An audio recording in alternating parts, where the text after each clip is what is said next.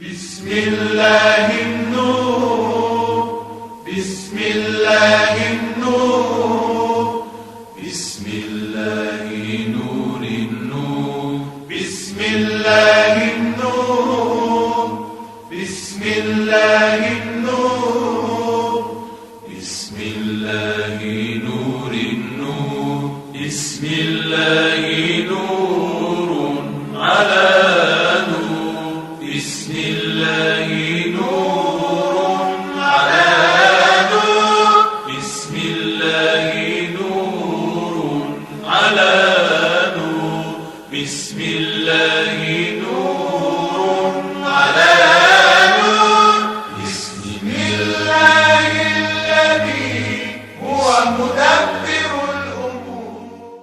لا حول ولا قوة الا بالله العلی العظیم. اعوذ باللہ من الشیطان الرجیم. بسم اللہ الرحمن الرحیم. الحمد للہ والصلاة والسلام علی رسول اللہ وعلی آلہ آل اللہ واللعنۃ الدائمۃ الابدیۃ علی اعدائہم اعداء اللہ من یوم عداوتہم الی یوم لقاء اللہ.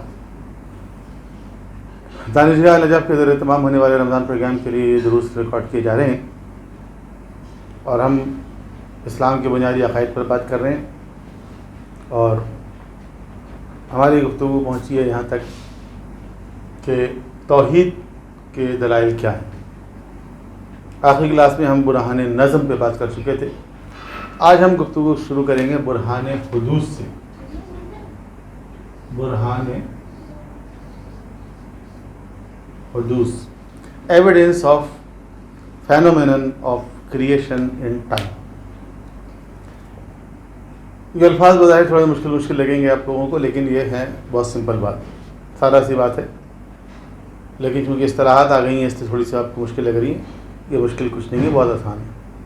دیکھیے برہان حدوث کا مطلب یہ ہے کہ یہ کائنات حادث ہے. حادث کا مطلب یہ ہے کہ یہ عدم سے وجود میں آئی ہے. پہلے نہیں تھی پھر ہو گئی.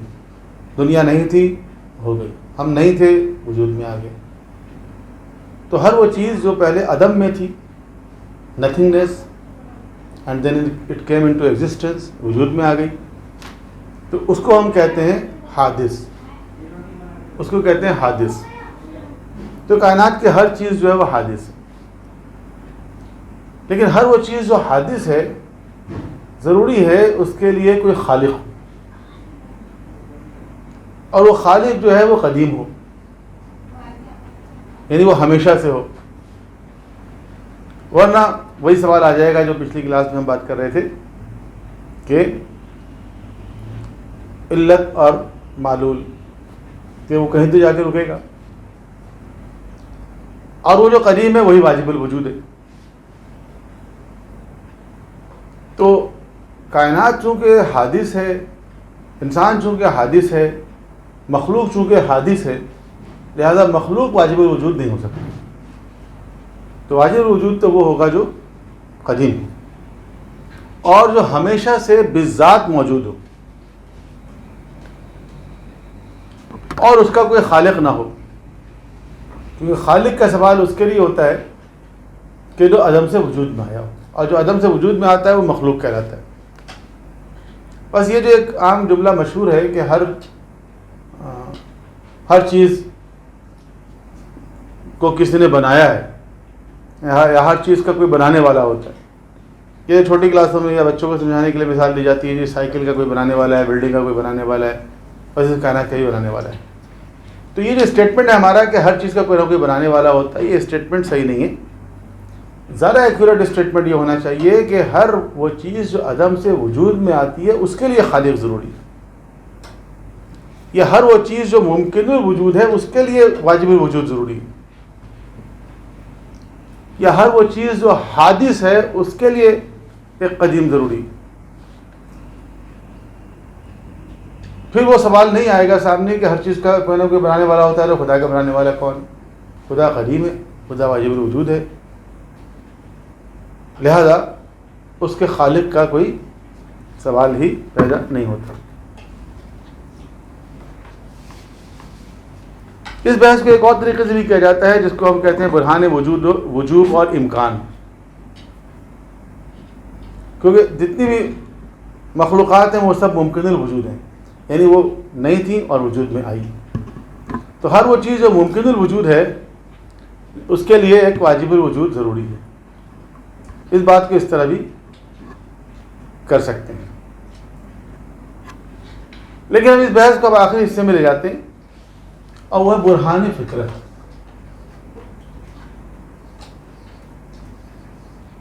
برہان فطرت، ایویڈنس آف نیچر یا ایویڈنس آف نیچرل فینومینا. برہان فطرت یہ ہے کہ دیکھیں انسان کی فطرت میں، انسان کی تخلیق میں، اس کی جبلت میں ایک خدا جوئی شامل ہے. یہ جو ہماری بحث ہے نا آرگومنٹس کے ذریعے، تو یہ جو بحثیں ہیں یہ صرف علمی استدلال ہے، یہ سمجھانے کے لیے، یہ کنونس کرنے کے لیے ہے.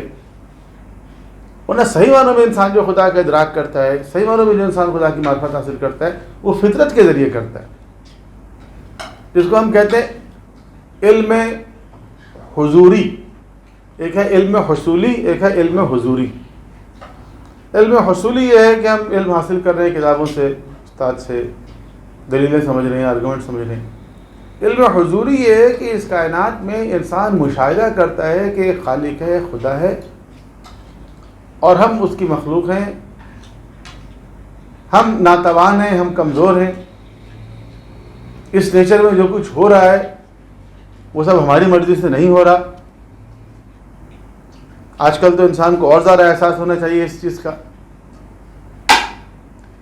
جب دنیا کے 85% لوگ جو ہے وہ لاک ڈاؤن میں چلے گئے، ترقی کے سارے پہیے رک گئے، سارے جہاز گراؤنڈ کر دیے گئے، کارخانے بند ہو گئے، تو انسان نے گزشتہ 200-300 سال میں جتنی ترقی کی، جس میں وہ سمجھتا تھا کہ وہ بہت آگے جا رہا ہے، ایک معمولی سے وائرس نے آ کے انسان کو احساس دلایا کہ وہ کچھ بھی نہیں ہے. اس کی ساری ترقی دھری کے دھری رہ گئی. اور امریکہ جیسا سپر پاور بھی اس وائرس کے سامنے گھٹنے ٹیکنے پر مجبور ہے، روک نہیں پا رہا وہ. تو اس سے انسان کو یہ احساس ہوتا ہے اور ہونا چاہیے کہ اس نیچر کے اوپر جو حاکم قوتیں ہیں، اس نیچر کے اوپر جو حاکم قوانین ہیں، وہ ہمارے کنٹرول میں نہیں. یعنی انسان کو اپنی کم مائگی کا، اپنی ذلت کا، اپنی حقارت کا احساس ہونا چاہیے. اور جب یہ احساس ہوتا ہے تو اس کو اس کائنات میں تلاش کرنا چاہیے کہ قادر مطلق ہے کون اس نیچر میں. اور جو قادر مطلق اس کو نظر آتا ہے اس کائنات میں، جب اس کی شناخت ہو جاتی ہے، جب اس کی معرفت حاصل ہوتی ہے، تو انسان کو چاہیے کہ اس کے سامنے سرنڈر ہو جائے، سر تسلیم خم کر دے. یہ ہے اصل میں دلیل فطرت، کہ فطری طور پر انسان اپنے آپ کو ناتوان محسوس کرتا ہے، کمزور محسوس کرتا ہے، عاجز محسوس کرتا ہے، اور وہ سمجھتا ہے کہ اس نیچر میں کوئی ایسی قوت اور طاقت ہے کہ جس کے سامنے مجھے سر جھکا دینا چاہیے. اگر اس انسان کی ملاقات انبیاء علیہ السلام سے ہو جاتی ہے، اگر اس انسان تک ہدایت پہنچ جاتی ہے، صحیح تعلیمات پہنچ جاتی ہیں، تو وہ لا محالہ خدا کی طرف آتا ہے، توحید کی طرف آتا ہے، اسلام کی طرف آتا ہے. اور اگر نہیں پہنچتی ہے، کسی وجہ سے وہ ادھر ادھر ہو جاتا ہے، تو جس چیز کو وہ قوی سمجھتا ہے، طاقتور سمجھتا ہے، حاکم سمجھتا ہے، اس کے سامنے سر جھکا دیتا ہے. درخت کے سامنے، حیوان کے سامنے، سورج چاند ستاروں کے سامنے، غیر مرئی مخلوق کے سامنے جو بظاہر نظر نہیں آ رہی، وہ سمجھتا ہے کہ کچھ قوتیں ایسی ہیں جو نظر نہیں آ رہی ہیں، وہ حاکم ہے. انسان ان کی تصویر بناتا ہے، امیج بناتا ہے، مورتی بناتا ہے، اس کے سامنے پیشانی ٹیک دیتا ہے. کچھ لوگ ایسے ہوتے ہیں جو بظاہر انکار کرتے ہیں کہ ہم کسی خدا کو نہیں مانتے، لیکن جب وہ پھنستے ہیں کہیں پر مشکلات میں، تو خود بخود ان کا جو دل ہے وہ اسی خدا کی طرف مائل ہوتا ہے، اصل میں جو اس انسان کا خالق اور مالک اور رازق ہے. قرآن کریم میں اس چیز کی طرف اشارہ کیا گیا ہے کہ وَإِذَا مَسَّكُمُ الضُّرُّ فِي الْبَحْرِ ضَلَّ مَن تَدْعُونَ إِلَّا إِيَّاهُ. کبھی سمندر میں سفر کرتے ہوئے جب تمہیں مصیبت آ جاتی ہے، کبھی کشتی تمہاری ڈولنے لگتی ہے، بادبان ناکام ہو جاتے ہیں، موت سامنے نظر آنے لگتی ہے، تو کس کو پکارتے ہو؟ اس کو چھوڑ کر. من تدعون الا ایاہ. اور بعض واقعات بھی ملتے ہیں معصومین علیہ السلام سے کہ انہوں نے کسی سے یہ کہا، جب اس نے یہ کہا کہ خدا کون ہے، تو آپ نے فرمایا کبھی تمہارے ساتھ ایسا ہوا ہے کہ تم نے سمندر میں، دریا میں سفر کیا ہو، کبھی طوفان آ گیا ہو، کشتی پھنس گئی ہو، بھنور میں ڈوبنے کے یقین ہو گیا ہو؟ اس نے کہا ہوا ہے ایسا۔ امام نے فرمایا تمہارے دل اس وقت مائل ہوا کسی کی طرف کہ کوئی اس وقت مجھے بچا سکتا ہے؟ اس نے کہا بالکل ہوا، اور اسی نے مجھے بچایا شاید، اور میں آج تک موجود ہوں۔ فرمایا وہی خدا ہے۔ لیکن انسان کیا کرتا ہے؟ جیسے قرآن نے کہا کہ اس وقت تو تم خدا کو پکارتے ہو، فلما نجاکم الی البر اعرضتم، اور جب تمہیں نجات دے دیتا ہے وہ، تم خشکی میں آ جاتے ہو، پھر اس سے منہ موڑ لیتے ہو۔ وَكَانَ الْإِنسَانُ كَفُورًا، انسان بڑا ناشکر ہے۔ مولا علی علیہ السلام نے اس چیز کی طرف اشارہ کیا جب آپ نے فرمایا کہ عرفت اللہ سبحانہ بفسخ العزائم، کہ میں نے اللہ سبحانہ و تعالیٰ کو کس طرح پہچانا؟ بفسخ العزائم، اپنے ارادوں کے ٹوٹنے سے پہچانا۔ یعنی ایک انسان ایک ارادہ کرتا ہے، وحل العقود و نغض الہمم، تو ایک انسان ارادہ کرتا ہے کہ میں یہ کام کرنا چاہتا ہوں، اپنے حساب سے پوری پلاننگ کرتا ہے، اور ایک دم وہ پلاننگ اس کی فیل ہو جاتی ہے۔ ایک انسان بیج ڈالتا ہے، فصل اگاتا ہے، پانی ڈالتا ہے، کھاد ڈالتا ہے، کیئر کرتا ہے، فرٹیلائزر ڈالتا ہے، درخت نکل آتا ہے، فصل لہلانے لگتی ہے، اب سمجھتا ہے اب میں فصل کاٹنے والا ہوں، ایک دم اس پر سنڈیوں کا حملہ ہو جاتا ہے، ایک دم اس پر ٹڈی دل کا حملہ ہو جاتا ہے، جیسے آج کل سندھ میں ہوا ہے بہت سے علاقوں میں، اور دیکھتے دیکھتے کھڑی ہوئی فصل اس کی تباہ ہو جاتی ہے۔ تو اس سے انسان کو یہ احساس ہونا چاہیے کہ اس کائنات پر میں حاکم نہیں ہوں، میرا ارادہ نہیں چلتا ہے، کسی اور کا چلتا ہے۔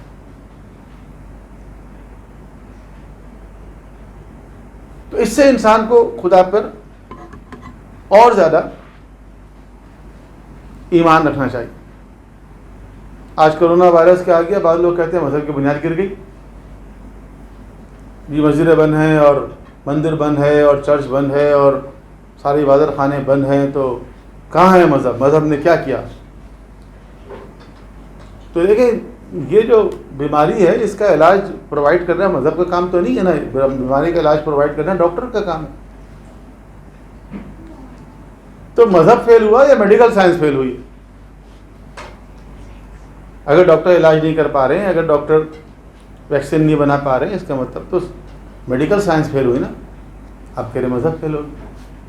جی مذہب امید دلاتا ہے، مذہب کہتا ہے فلاں آب زمزم میں شفا ہے، امام رضا کے حرم میں شفا ہے، تو وہ اپنی جگہ ہے، لیکن مذہب یہ بھی کہتا ہے کہ انسان بیمار ہو تو ڈاکٹر سے علاج کروائے، دوائی لے، یہ بھی مذہب کی تعلیمات میں سے۔ تو یہ نہ کہیں کہ مذہب فیل ہو گیا، بلکہ یہ کہیں کہ اصل میں انسان کو یہ احساس ہونا چاہیے، اگر نہیں ہوا تو ہونا چاہیے، کہ اس کائنات کے اوپر میں جو نظام ہے وہ انسان کے کنٹرول میں نہیں ہے، وہ خدا کے کنٹرول میں، اور انسان کچھ نہیں کر سکتا۔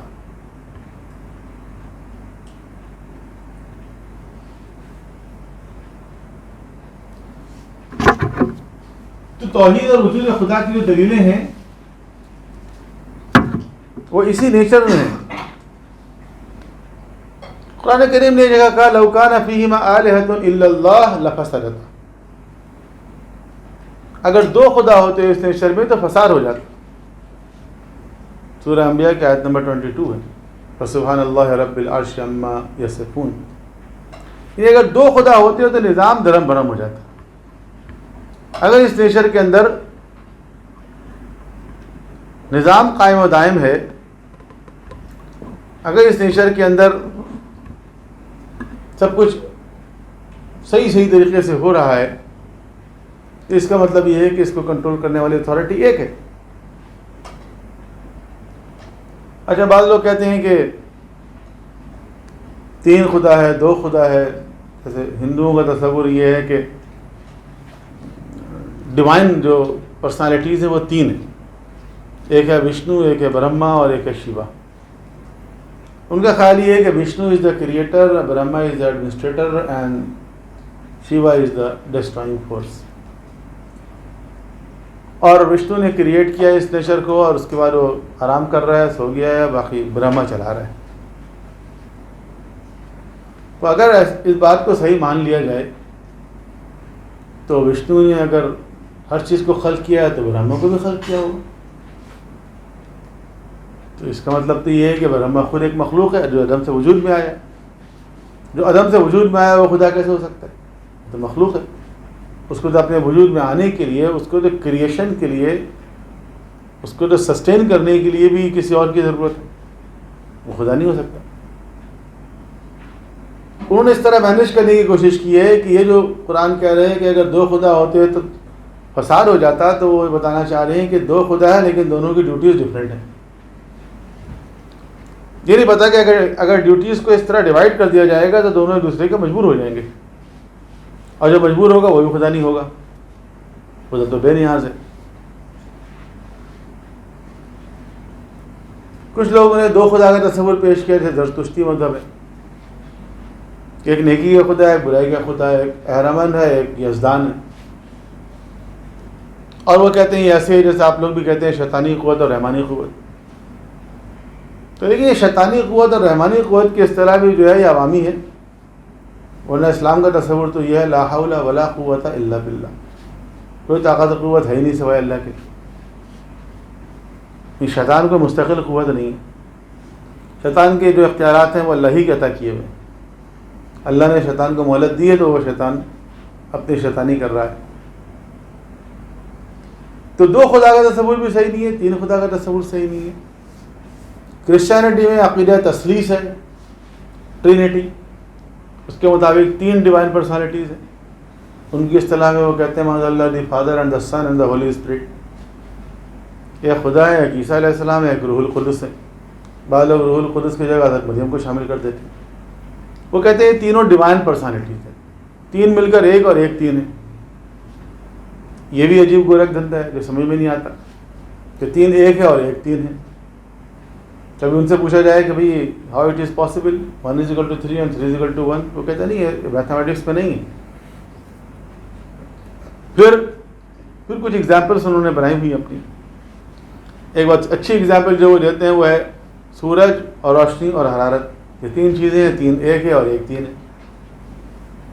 تو لیکن اگر اس مثال کو بھی مان لیا جائے کہ سورج اور روشنی اور حرارت، تو اصل جو وجود ہے وہ سورج کا ہے.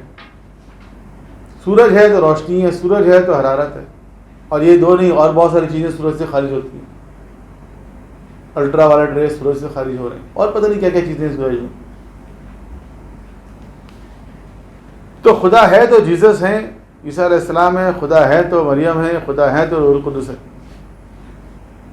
تو اصل خالق و مالک کون ہے؟ خدا ہے. اسی لیے قرآن کریم نے سورہ مائدہ میں ایک جگہ، سورہ آل عمران میں، سورہ مائدہ میں ایک جگہ یہ کہا ہے کہ اگر خدا عیسیٰ علیہ السلام کو اور ان کی والدہ کو موت دینا چاہے تو کون روک سکتا ہے؟ کیا عیسیٰ علیہ السلام، وہ جو کہتے ہیں عیسیٰ علیہ السلام نے مردے کو زندہ کر دیا اس لیے وہ خدا ہے. اگر خدا عیسیٰ علیہ السلام کو موت دینا چاہے، ابھی خدا نے عیسیٰ علیہ السلام کو بچایا ہوا ہے لیکن بالآخر ان کو بھی مرنا ہے. تو اگر خدا موت دینا چاہے تو کیا عیسیٰ علیہ السلام اپنے آپ کو بچا سکتے ہیں؟ نہیں بچا سکتے. تو اگر وہ اپنے آپ کو نہیں بچا سکتے اس کا مطلب خدا نہیں ہے نا. وہ خدا ہوتے تو ان کو موت کیسے آتی؟ عیسیٰ علیہ السلام نے بے شک مردے کو زندہ کیا لیکن ان کی والدہ کا انتقال ہو گیا، زندہ کیا انہوں نے نہیں کیا. تو وہ تو فعل خدا ہے جو نبی کے ہاتھ سے ظاہر ہوتا ہے، جس کو ہم معجزہ کہتے ہیں. اگر اس نیچر میں کوئی اور خدا ہوتا تو وہ بھی اپنے آپ کو ظاہر کرتا، وہ بھی انسان سے رابطے کی کوشش کرتا، وہ بھی انبیاء بھیجتا. تو کوئی ایسا طریقہ ہوتا کہ جس سے وہ مخلوق سے رابطے کی کوشش کرتا. تو دیکھیں خلاصہ یہ ہے کہ دنیا کے بہت سارے مذاہب میں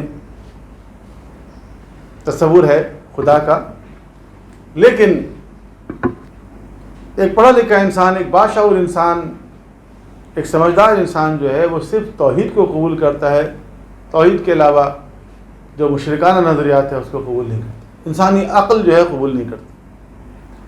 بلکہ ان مذاہب سے بھی اگر آپ بات کریں، ان کے لٹریچر میں بھی دیکھیں تو وہ جو ان کے مذہب میں مشرکانہ باتیں لکھی ہوئی ہیں ان کی وہ جسٹیفیکیشن کرتے ہیں، وہ کہتے ہیں نہیں ایسے نہیں، ایسا نہیں، ایسا سمجھانے کی کوشش کرتے ہیں۔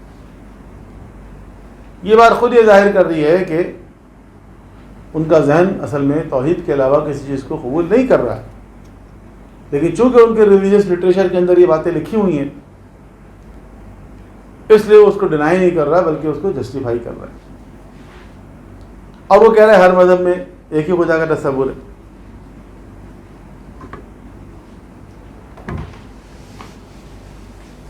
گاندھی جی سے کسی نے سوال کیا، مہاتما گاندھی سے، کہ واٹ از یور ریلیجن؟ تو انہوں نے کہا کہ مائی religion is Hinduism and I am Hindu, printed ہے، کتاب میں لکھا ہوا ہے۔ اچھا، پھر اس کے بعد انہوں نے ہندوازم کو ایکسپلین کیا کہ واٹ از ہندوازم۔ انہوں نے بھی کہا کہ I don't find any religion better than Hinduism, Hinduism سے بہتر کوئی ریلیجن ہے ہی نہیں، اس لیے میں اس پر ایمان رکھتا ہوں۔ اچھا، اس کے بعد گاندھی جی نے ہندوازم کو ایکسپلین کیا۔ مزے کی بات یہ ہے کہ گاندھی جی جس ہندوازم کو پریزنٹ کر رہے ہیں وہ 90% اسلام ہے۔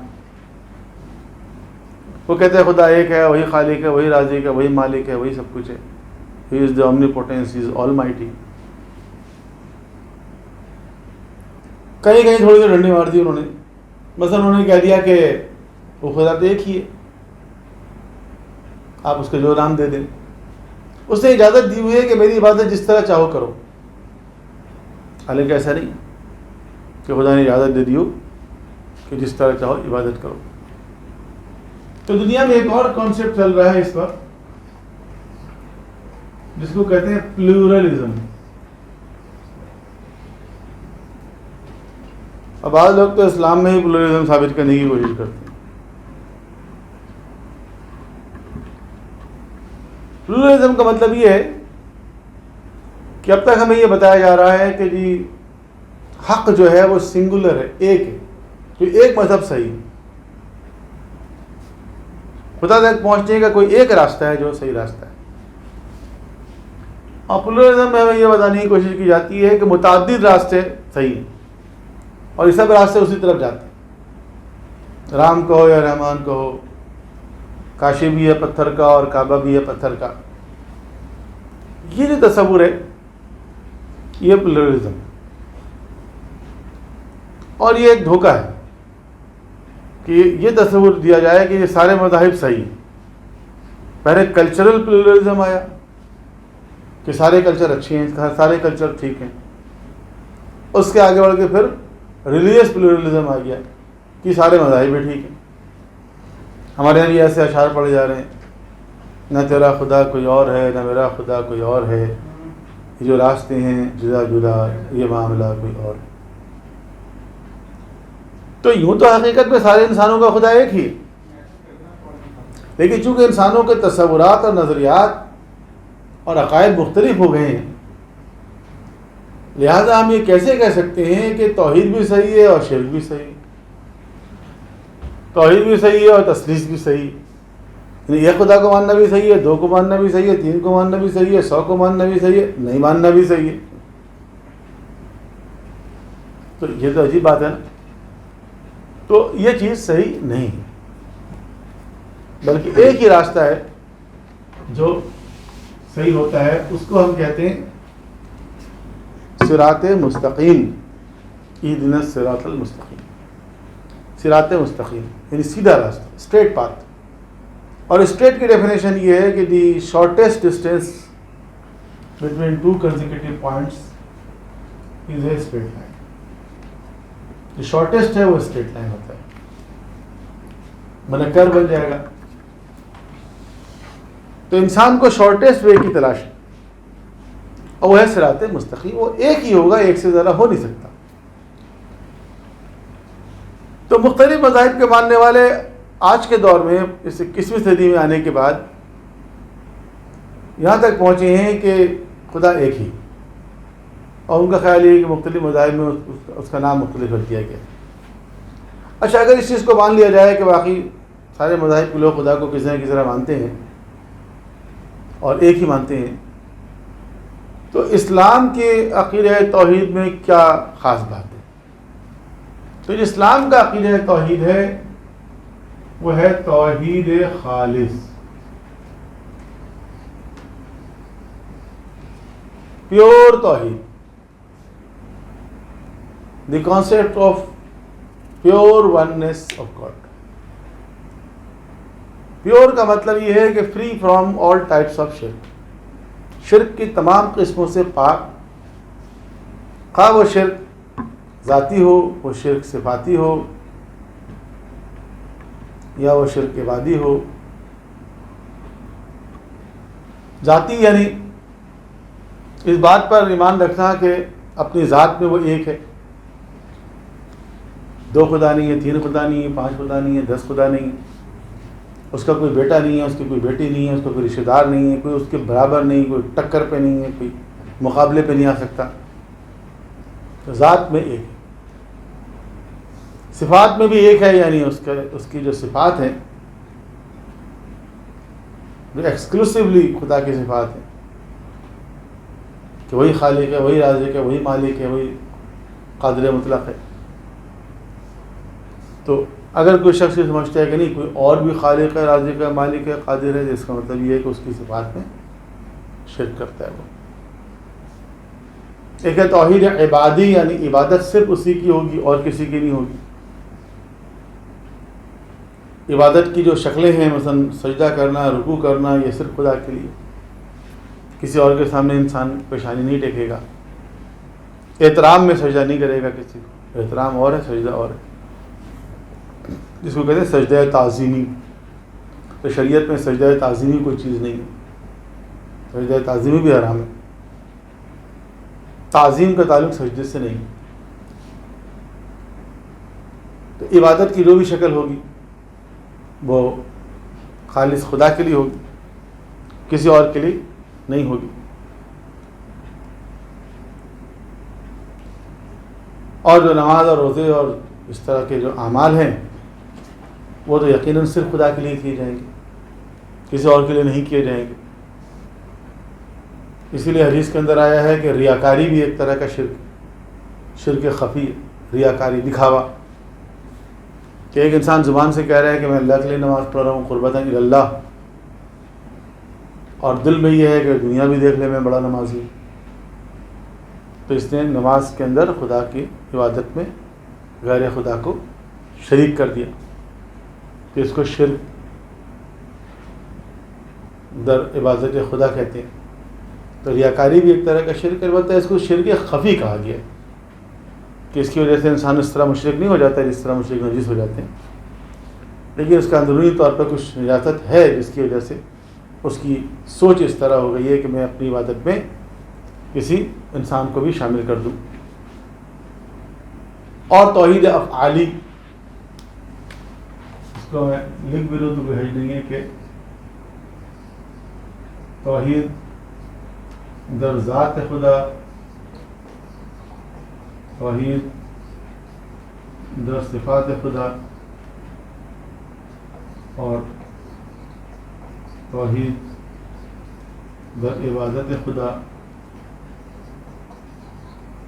توحید در افعال خدا۔ توحید افعالی یعنی اس کائنات میں فاعل مطلق جو ہے وہ خدا ہے۔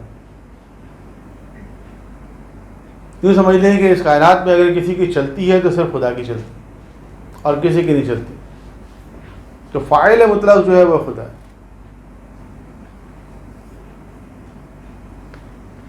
انسان اپنی طرف سے بہت پلاننگ کرتا ہے، جو کچھ بھی کرتا ہے، لیکن ہوتا وہی ہے جو خدا چاہتا ہے۔ اب کوئی سوال کرتا ہے اس کائنات میں جو شر ہو رہا ہے، جو غلط کام ہو رہا ہے، کیا وہ بھی خدا کرا رہا ہے؟ خدا کروا نہیں رہا، لیکن غلط کام بھی اگر ہو رہا ہے تو وہ خدا ہی کی دی ہوئی صلاحیت سے ہو رہا ہے۔ اگر ایک انسان دوسرے انسان کو قتل کر رہا ہے تو اس انسان کو یہ صلاحیت کس نے دی کہ اس کو قتل کرے، اور اس انسان کو یہ کوالٹی کس نے دی کہ اس طریقے سے وہ مر جائے؟ تو یہ خدا ہی نے جو نظام بنایا ہے اس نیچر کے اندر، جو لا آف نیچر بنایا ہے، وہ اس لیے نہیں بنایا کہ ایک انسان اسے وہ قتل کرے، لیکن جو لا آف نیچر خدا نے بنایا ہے اسی سے فائدہ اٹھا کر یہ شخص یہ کام کر رہا ہے، ورنہ یہ نہیں کر سکتا تھا۔ تو توحید افعالی کا مطلب یہ ہے کہ اس کائنات میں جو مؤثر ہے، جو فاعل مطلق ہے، وہ دراصل خدا ہے۔ تو یہ سمجھ، اگر کوئی شخص سمجھتا ہے کہ نہیں اس نیچر کے اندر کوئی اور بھی مؤثر ہے، کسی اور کا بھی اثر ہے، امریکہ کا بھی کوئی اثر ہے، اس کا مطلب یہ ہے کہ وہ خدا کے ساتھ وہ امریکہ کو شریک کر رہا ہے۔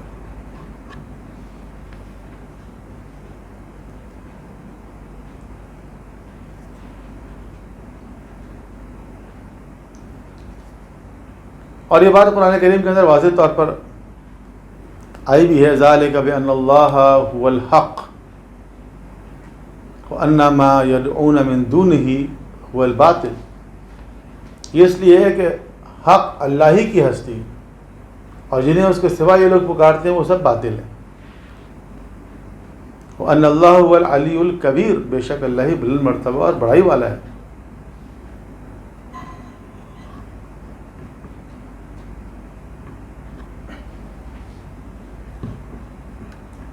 بس اسلام کا جو عقیدہ توحید ہے وہ خالص عقیدہ ہے، اور ہر طرح کے شرک سے وہ پاک ہے، کیونکہ شرک کی بہت زیادہ مذمت آئی۔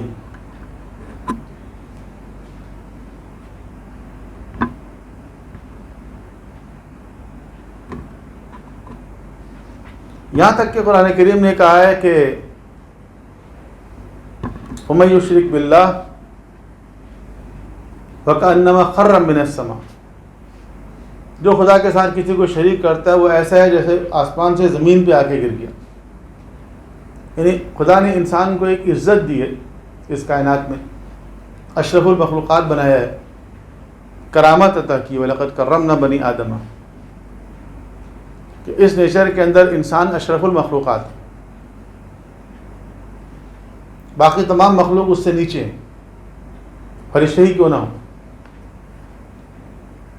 لیکن یہ انسان جب شرک کرتا ہے، مثال کے طور پر ایک انسان ہے جو اشرف المخلوقات ہے، وہ ایک گھوڑے کے سامنے جا کے پیشانے ٹیک دیتے، اس کا پیشاب پی رہا ہے، گائے کا پیشاب پی رہا ہے، ایک گائے کے سامنے۔ اللہ نے گائے کو انسان کے لیے بنایا، نہ کہ انسان کو گائے کے لیے بنایا۔ اللہ نے گھوڑے کو انسان کے لیے بنایا، نہ کہ انسان کو گھوڑے کے لیے بنایا۔ تو ایک انسان جب گائے کی پرستش شروع کر دیتا ہے تو ایکچولی وہ کیا کرتا ہے، اپنا جو مقام اور شرف اور کرامت انسانی جو ہے وہ اس سے نیچے گر جاتا ہے،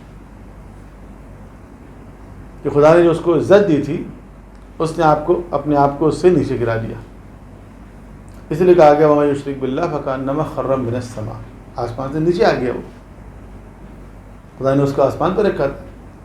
علامہ اقبال نے کہا نا، نہ تو زمین کے لیے ہے نہ آسمان کے لیے، جہاں ہے تیرے لیے تو نہیں جہاں کے۔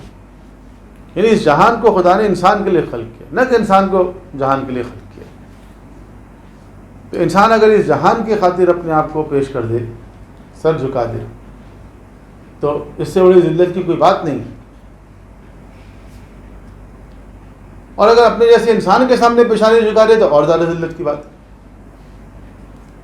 علامہ اقبال نے اس کے لیے بھی ایک جگہ کہا ہے کہ آدم از بے بصری بندگی آدم کرد، گوہر داشت ولے نظر قباد و جم کرد، کہ انسان جب بے بصیرت ہو جاتا ہے تو دوسرے انسانوں کی نوکری شروع کر دیتا ہے، بندگی شروع کر دیتا ہے، غلامی شروع کر دیتا ہے۔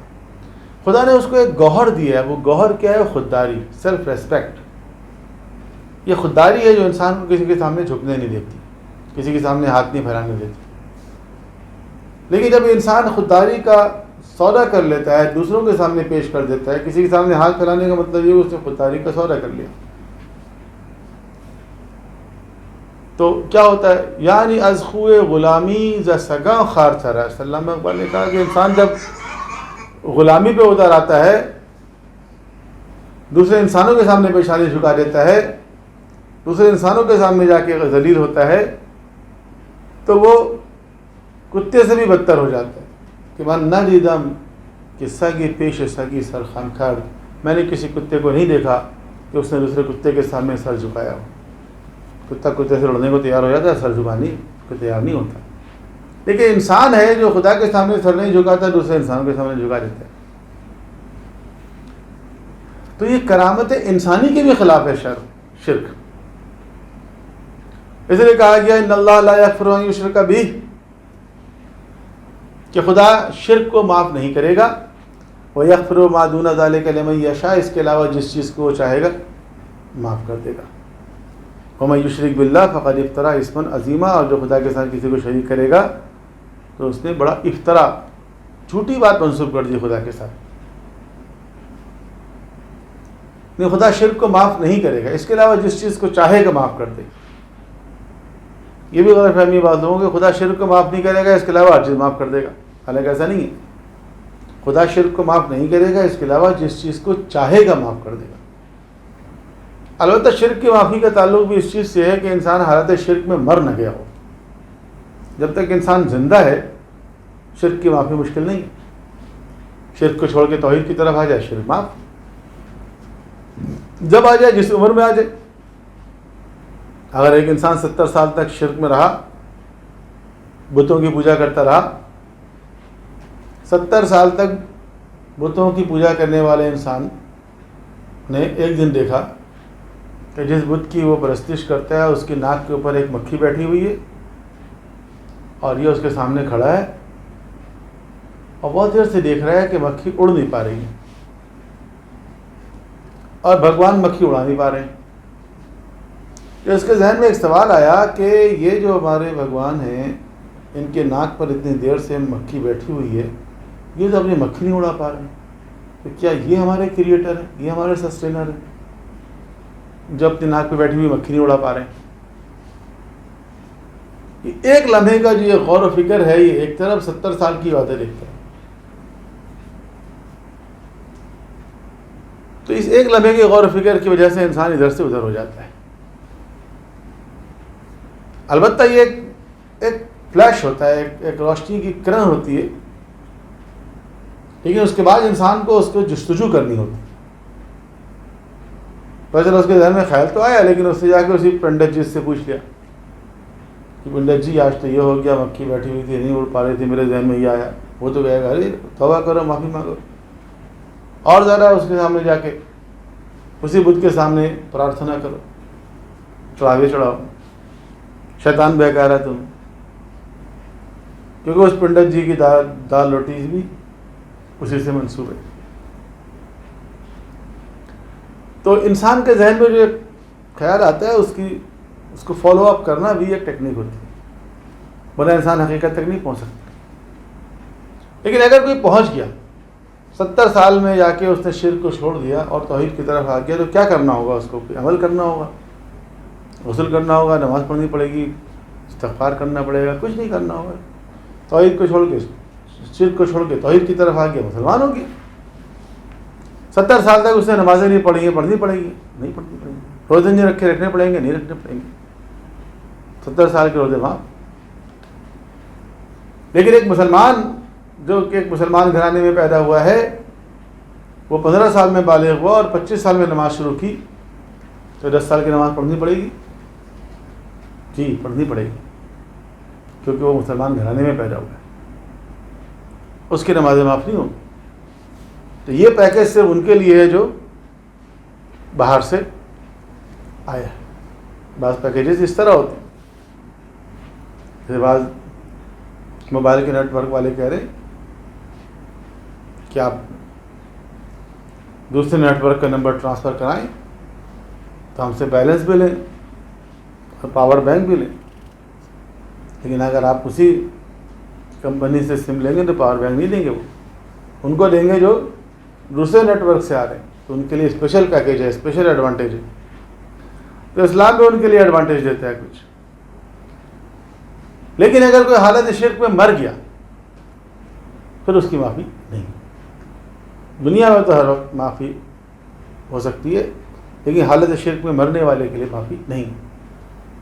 اس لیے قرآن کریم میں ہے کہ حضرت لقمان نے اپنے بچوں کو نصیحت کی، اپنے بیٹے سے کہا وَإِذْ قَالَ لُقْمَانُ لِابْنِهِ وَهُوَ يَعِظُهُ، وہ نصیحت کر رہے تھے اپنے بیٹے کو، کہا یا بنیا لا تشرک باللہ، اے بیٹا اللہ کے ساتھ کسی کو شریک نہ کرو، ان الشرک لظلم عظیم، کہ شرک ایک عظیم ظلم ہے.